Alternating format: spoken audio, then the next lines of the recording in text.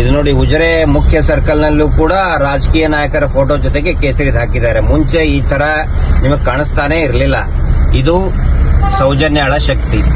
ಅಣ್ಣಪ್ಪ ಸ್ವಾಮಿ, ಮಂಜುನಾಥ ಸ್ವಾಮಿಯ ಮಹಿಮೆ ಅಂದ್ರೆ ಇದೆ.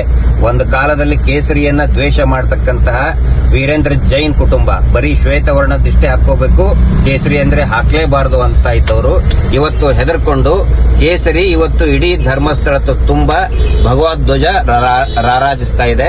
ಅದಕ್ಕೆ ಮಹೇಶ್ ಶೆಟ್ಟಿ ತಿಮರೋಡಿ ಅವರ ಒಂದು ಹೋರಾಟ.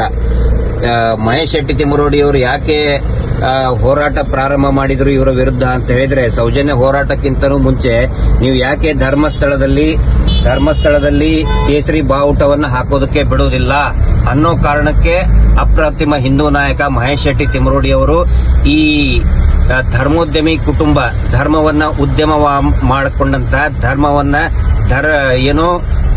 ತಮ್ಮ ಸ್ವಾರ್ಥಕ್ಕೋಸ್ಕರ ಬಳಸಿಕೊಂಡಂತಹವರು ವಿರುದ್ಧ ಮಹೇಶ್ ಶೆಟ್ಟಿ ತಿಮರೋಡಿ ಅವರು ಸಿಡಿದೆದ್ದಿದ್ರು.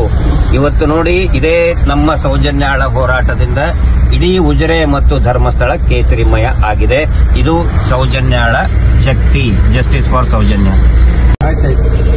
ಈಗ ನೋಡಿದ್ರಲ್ಲ, ಇಷ್ಟು ಉಜಿರೆಯಿಂದ ಧರ್ಮಸ್ಥಳದವರೆಗೆ ರಸ್ತೆ ಅಕ್ಕಪಕ್ಕ ಎಲ್ಲ ಕೇಸರಿ ಬಾವುಟ, ಕೇಸರಿ ಧ್ವಜ, ಭಗವದ್ ಧ್ವಜ.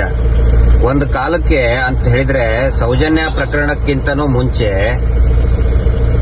ಯಾರಾದ್ರೂ ಒಬ್ರು ಕೇಸರಿ ಬಾವುಟ ಅಲ್ಲ, ಕೇಸರಿ ಧ್ವಜ ಅಲ್ಲ, ಕೇಸರಿ ನೂಲು ಹಾಕೊಂಡು ಬಂದ್ರೆ ಈ ಹರ್ಷೇಂದ್ರ ಅನ್ನುವಂತ ವ್ಯಕ್ತಿ ಧರ್ಮಸ್ಥಳದ ಸಿಇಒ ಸೂಮಗ ಬೋಮಗ ಅಂತ ಹೇಳಿ ಕೆಟ್ಟದಾಗ ಬೈದು ಹೆದರಿಸಿ ಓಡಿಸ್ತಾ ಇದ್ರು.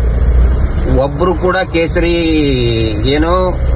ಕುತ್ತಿಗೆ ಅಲ್ಲ, ಕೈಗೆ ಮಣಿಕಟ್ಟಿಗೆ ಕೇಸರಿ ಒಂದು ನೂಲು ಕೂಡ ಹಾಕೊಂಡು ಬರಬಾರ್ದಾಗಿತ್ತು. ಏನೇ ಇದ್ರೂ ಕೂಡ ಶ್ವೇತವರ್ಣದ್ದೇ ಹಾಕೊಂಡು ಬರಬೇಕಿತ್ತು. ಕೇಸರಿ ಅಂತ ಹೇಳಿದ್ರೆ ಬೈದು ಕಳಿಸ್ತಾ ಇದ್ರು. ಇವತ್ತು ಇಡೀ ರಸ್ತೆ ತುಂಬಾ, ಯಾಕಂತ ಹೇಳಿದ್ರೆ ಅವ್ರ ಬುಡಕ್ ಬಂದಿದೆಯಲ್ಲ, ಈಗ ಅವರ ಬುಡಕ್ಕೆ ಬಂದಿದೆ, ಸಿಕ್ ಹಾಕೋತೀನಿ ಅನ್ನುವಂತ ಭಯ ಕಾಡ್ತಾ ಇದೆ.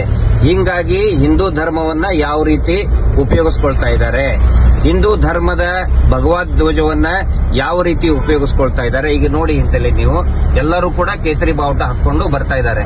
ಮುಂಚೆ ಕೇಸರಿ ಬಾವುಟ ಬಂದ್ರೆ ಕಿತ್ತು ಬಿಸಾಕ್ತಾ ಇದ್ರು, ಕೆಟ್ಟದಾಗ ಬೈತಾ ಇದ್ರು. ಈಗ ಸಿಕ್ಕಾಕೊಳ್ತೀನಿ ಅನ್ನುವಂತ ಭಯ, ಜೈಲಿಗೆ ಹೋಗ್ತೀನಿ ಅನ್ನುವ ಭಯದಿಂದ ಹಿಂದೂ ಧರ್ಮದ ಪವಿತ್ರ ಕೇಸರಿ ಬಾವುಟವನ್ನ ಈ ರೀತಿ ದುರುಪಯೋಗ ಪಡಿಸ್ಕೊಳ್ತಾ ಇದ್ದಾರೆ. ತಮ್ಮ ಗಮನಕ್ಕೆ